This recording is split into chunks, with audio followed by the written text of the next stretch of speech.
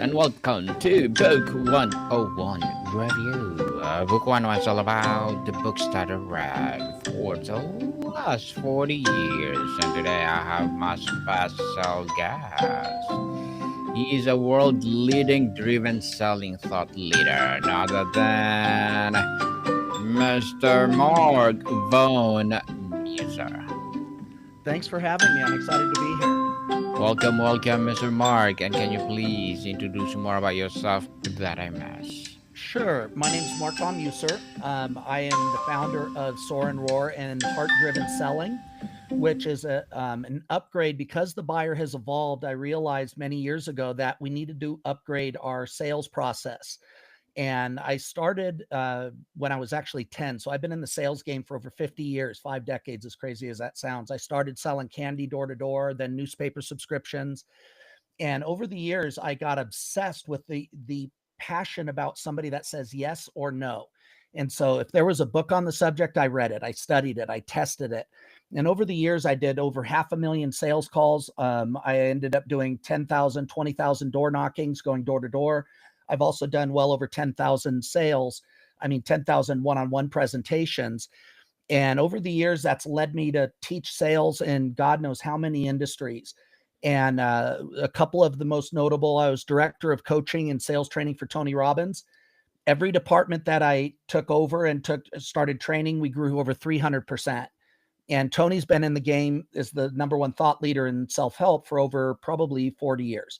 And I took over his departments and we grew 300%. More recently, with Clients on Demand, I trained over 5,000 businesses, small entrepreneurs, how to sell from the heart with 30, 40, 50, 60, 70, 80% enrollment rates online. The norm in the industry was 3 to 5%, and we were upwards of 30 to 80%, depending on the person. So it's a whole new approach. It's not a copy of a copy of a copy like most sales training. And the best part about it, it honors the buyer and it honors the person that's doing the sale. So that's a big part of what I've done and created. And it's the most copied online sales process in the world. A lot of people have been copying it, trying to figure out why it's so effective, but they're missing the key component, which is actually caring about your client and being an advocate. So that's really in a nutshell. I'm excited to talk about too, because you mentioned books. Books were a big part of me to get out there, field test, and start finding out what worked and think different. But I will eventually be bringing out a big book to explain this next year because it's not in the market yet. But there are some books that can help anybody listening.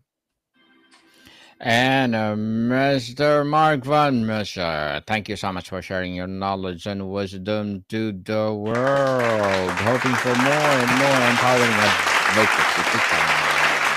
And today let's talk about the buyer has evolved. Tell us, what are the most significant shifts in buyer behavior you observe in the last 5 years, and what's driving these changes?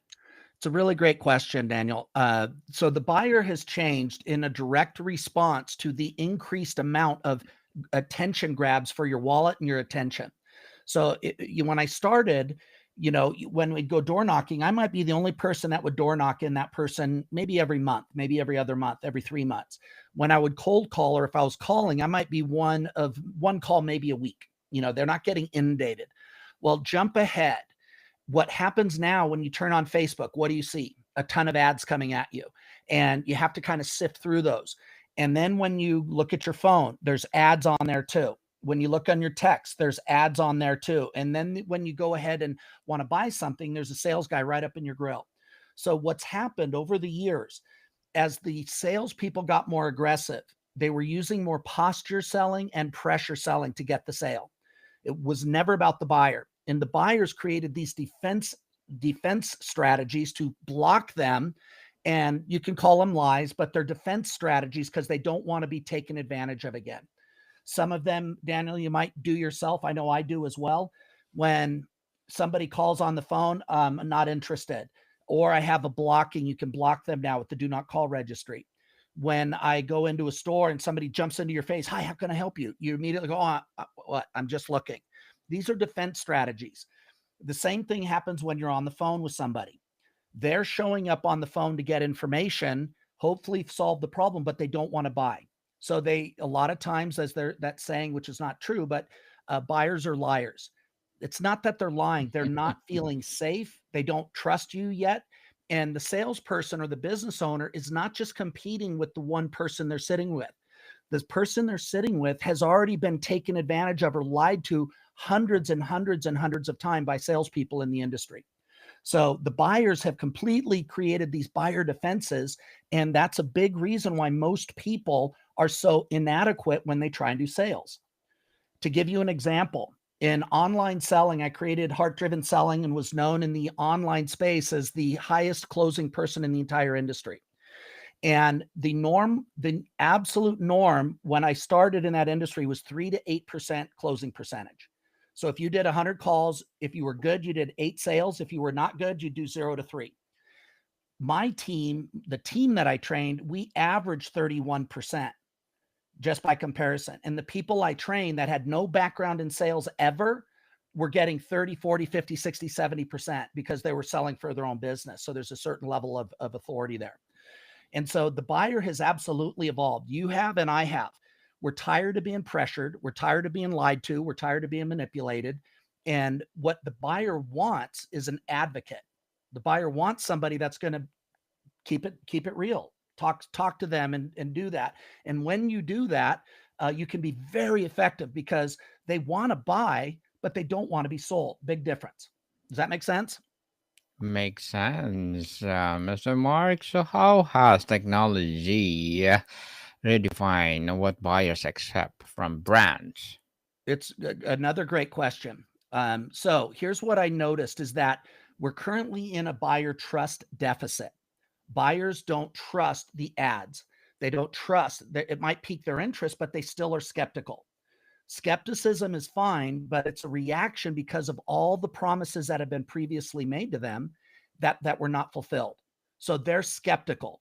So technology, just as an example, when we started doing high ticket webinar, we would do a Facebook ad to a breakthrough call, and the average buyer to buy a $10,000 program, a training program, needed 15 minutes of content before they decided to buy. Right now, it depends on the study, is between 3 to 7 hours before they're going to be convinced enough to buy. So technology, and what we found, now when somebody is going to check you out, they're going to go to LinkedIn, they're going to go to Instagram, they're going to go to ChatGPT, they're going to go, look around for Trustpilot reviews, they're going to go on Facebook, they're going to look everywhere they can to see and Google to find out more about you. That didn't used to happen back in the 60s, 70s, or 80s. You had a yellow pages, and that was pretty much it. Yellow pages in the newspaper. So as long as you were good there, maybe the Better Business Bureau. So technology puts a lot of power in the buyer's hands, and they are using it. Why today's buyers prioritize purpose, sustainability, and ethics over price or convenience in many cases? I think they want both. The buyer today wants it all. They do want to buy. They want the best price, but they don't want to be taken. And so quality is becoming a bigger issue now, where, for example, a few years back, maybe 10 years ago, the big marketing message and platform was called launches. You'd sign up 1,000, 2,000 people in the audience. They'd come there. You'd talk about your program. You'd sign up 1,000, 2,000 people in one day. And people like Frank Kern and a lot of the guys, they might make 10, 20, 30 million dollars in one day. Now, what they didn't tell you is the person in the audience that spent $1,000 to $3,000, very few, if any of them, ever were able to implement and get the result. So the guy on stage made a lot of money, but the people in the audience were left just with information. So it became a shift for transformation. This is where advocacy, being somebody's champion and walking with them side by side, is there. So to me, spending $1,000 on a program where you don't get the result is infinitely more expensive than spending $10,000 on a program where in return you made $100,000, $200,000, $500,000, $1 million in return. So you want to start thinking, and the buyers, if you do it right, they're going to start looking at return on investment. And I've got 10, 20, 30 different programs I spent $1,000 on, and I haven't even opened half of them. And so penny wise, dollar foolish is coming into play at this point. I know most people, they want the best price, they want the most benefit and the most support. So you do need to adjust to that, but you also have to focus on the most efficient way to get the result. That's my challenge with low ticket, cheap products. Last thing I'll say on this, Daniel, is it's like buying a car. If you buy a nice Mercedes, and I mean a good one of the well-built ones, you might pay $100,000 for that car, but it'll last you 10, 20 years. You'll get 200,000, 300,000 miles if you take care of it. If you buy a cheaper car, let's say you buy a cheaper Kia, you might go ahead and get that car for 40, 50,000, but you might only get 70,000 miles out of it. So which was more expensive? And so the market's big enough for pretty much everybody, but I think all of us have bought cheap before and we don't get a return. And so now most people, the smarter they get, the more they want to find out, if I invest $100, $1,000, $10,000, how much money am I going to get back from it? A lot for sure, Mr. Mark. The psychology of a new buyer. Great How has question. how has the Amazon Prime effect reward buyer expectation around speed and accessibility? It's great in terms of it's completely changed the buyer. So in terms of product, it's changed the game. And Timu as well. I'd also add Timu and Alibaba, because where when I grew up, if you ordered something, you had to send in an envelope with a check or with money, and 2 weeks, a month later, you might get your product. Now, if you live in one of the Amazon places, you can make an order, and if it's not there in 2 hours, you're starting to get bugged, right? If I Yes. order something from China, I order something from Timu or Alibaba, I can get that in anywhere from 2 to 7 days. So what it's done is set the bar of expectation. Now, as it applies to online training programs or sales in general, it's raised the customer service expectation. So people want quicker response times. If they call for help, people are expecting to be handled immediately because that's what Amazon does. If they have a problem with understanding, they want information and somebody right back. So it has impacted the new buyer, but also if you frame the call properly and you frame your expectations, you can deal with that in a program. A high level training program requires participation from the client, the buyer, as well as the person that's doing the training. So it has influenced it, but we also now have new technologies that can also help, whether it's AI, whether it's response bots, whether it's customer service. We can now hire customer service all over the world for, $5 to $20 an hour.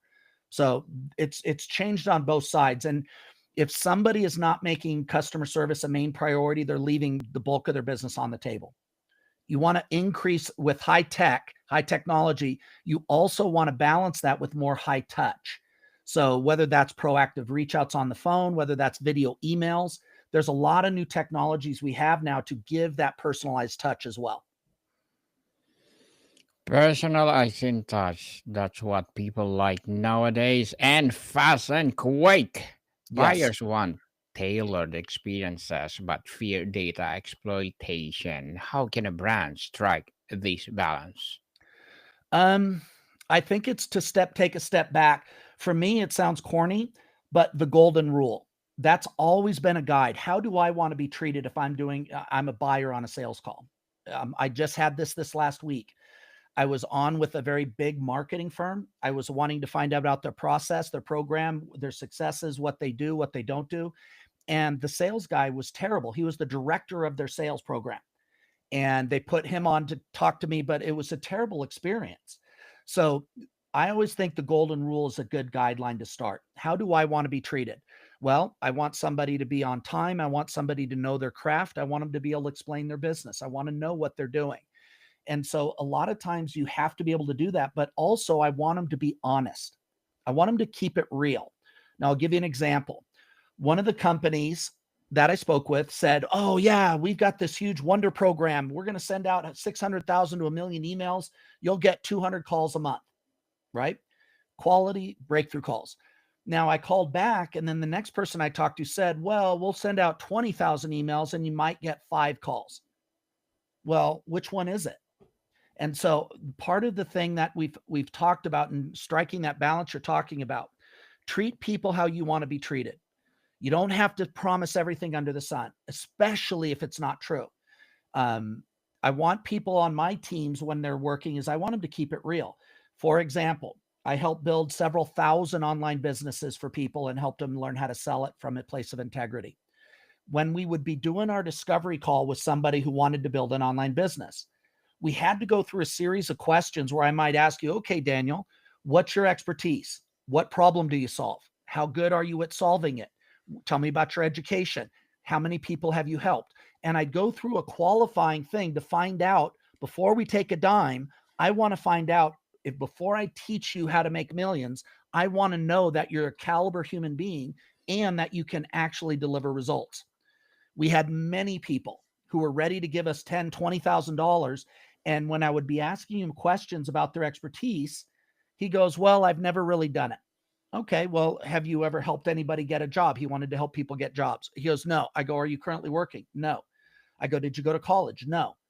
What was your last job? About 5 years ago. Have you ever helped anybody get a job? No. He goes, but I can pay right now. I go, that's not the problem. The problem is you have no skill set on the other side. And so that was something we didn't take his money and he was really upset. But that's the sort of thing that people need to realize that if you're going to accept a dollar from anybody, you need to be able to deliver value. You need to be able to solve the problem you're promising. And that's where most people are being exposed today. A lot of fast talkers, a lot of gurus in the space, they're talking a big game, but they can't deliver it. And they can't even deliver it to themselves, much less to a client. Um, I believe God and the universe is exposing these people left and right. It's why there's a huge transition in the business. It's a purification out of these gurus and these charlatans, and they're being exposed. The good news is for people that actually care, who want to serve people, the field is opening up and they're going to be able to skyrocket with success if they do it the right way. Doing the right way is something good. Mr. Mark, what are your short-term and long-term goals as a world's leading driven selling thought leader? I love that question. So one of the first goals that I have is to build an army like I've done before, but build an army that changes the way business and sales is conducted in the world. A heart-driven approach that honors the buyer, honors the salesperson or the company, and creates win-win scenarios. And what I want to see is one of my visions is one day is I will be standing up on stage looking out at the audience of 30,000 people who have built a heart-driven business. They're providing for their families, they're solving huge problems in the community, and they're crushing it. And at the last place that I helped do this, we helped 5,000 businesses. Many become multimillionaires by doing it the right way. But I want to make it a bigger goal. Secondly, the second goal is that I want to transform the way sales are done throughout the world. So I will be writing a best-selling book on the subject. I did write a book on how to generate revenue and podcast guesting, but I want to do one on sales and start changing the way people think about sales, make it respected again, and sell several million copies, but also have a worldwide audience. So that's really where we're looking. I want sales to eventually become something that people are proud of, where it's honored because you're honoring the people in the space. And it needs to change because if not, salespeople in the sales industry has one of the lowest approval ratings among consumers, right down near personal injury attorneys and homeless people. So if you're a salesperson, because it's been so manipulative and dishonest and slimy, they just don't have a good reputation. That needs to change. And that's a big part of what I'm going to do. And thank you for doing that, Mr. Mark, and looking forward for that book. And looking forward for your success and good luck. Thank you And so what will much. you welcome? And what will be your piece of advice for those people out there who want to be like you? It's a great question. And this is the part two is that if you keep it simple, treat people with respect, be honest, treat them, with the golden rule, do unto others as you expect and hope to be done unto you. I'd start with that. Number two, if you're going to be in a business of any sort, bring your best to the party. Don't mail it in. Don't cut corners. Don't be cheap. Just do the right thing. Um, with my sales teams that I built, we had a completely different experience with our buyers and our friends because by doing this, we had people saying thank you, bringing us their friends, and we treated them like family, and it became empowering. So I would say if you're going to do that, you do not have to listen to the traditional sales gurus. They're teaching outdated strategies. It doesn't feel good for you. It doesn't feel good for the buyer. There's a reason why most of those other sales trainers that are teaching the old way of doing it, that most of them have a drug problem or an alcohol problem. The wolf on Wall Street is more common than most people realize. Now, why is that? It's because that they're so busy, and every human knows when they're lying through their teeth. And when somebody like the wolf on Wall Street was stealing grandparents' money, he felt terrible at his core. So his only option was either to quit stealing, quit lying, or take drugs and alcohol to try and quiet the voice. It doesn't have to be that way. When you love and serve from a place of advocacy, your goal on the phone call or the presentation is not to close them. It is to serve them to their truth. I want to get clear on their problems. I want to get clear on their goals. I want to find out if I honestly can solve it and help them. And if so, I'm going to show them how it could help. They have to still make that decision. I'm not here to pressure people. And so not only did we have 30 to 80% enrollment rates, but our cancellation rates in the industry I was in was 30 to 40%. Mine and my team's was 2 to 5% by comparison. So that's what people are yearning for. So anyone out there listening, trust your heart. It's not goody two shoes. It's not woo woo. Trust people, treat them like that, and be their champion, be their advocate. And you have to do the work to make sure that you can really deliver. So those would be the advice that I would tell any new salesperson, any business that's in the space. I want you to be highly successful, but do it the right way. Yes, do the right way, people. And Mr. Mark, before we wrap up our discussion for today, I'm inviting you to please do listen to my other podcast, people. My other podcast, because my Abstract Essay is already in fifth season. Abstract Poetry in second season. I'm a Book 101 review in fifth season too. Comedy 101 in second season. And my Food 101 in fifth season as well. Geography 101 in fourth season. And my baby podcast, Law 101 and Mental Health 101. Love Letters in third season. Movie 101 review, Music 101 in fourth season, and Science 101 and Sex 101 in its fourth season. Please listen to them wherever you listen your podcast. So, Mr. Mark, what's one radical change in buyer behavior you anticipate by 2030 that most business are not ready for? I would say that the people that more and more are going to keep trying to do the old-fashioned selling, which is pressure, manipulation, lying, slimy, the way that most people do sales, their marketing costs are going to skyrocket and they'll eventually go out of business. People on the flip side that are starting to truly be a servant advocate for the buyer, they're going to start jumping up. And I've seen this already since I was helping Tony and a lot of the companies there and other companies. The companies that are embracing advocacy or heart-driven selling, they are outperforming their competitors by 10 to 1. And the old way is just not sustainable. So you better adapt and start serving clients at a higher level, or you will be replaced by a company that does.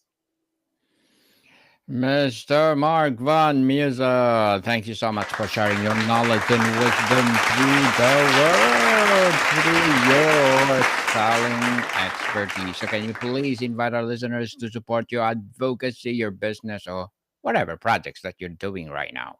Sure. Find me on LinkedIn with my name, marcvonmusser.com, or it's Marc Von Musser, MarcVonMusser. My website is marcvonmusser.com, MarcVonMusser.com. On Amazon, you can find a book that I co-wrote called Get Booked and Get Paid. It's about how to make money on other people's podcasts. So that's a neat way for people to spread their message, get their voice around to millions of people, but also find their ideal client. That's on Amazon.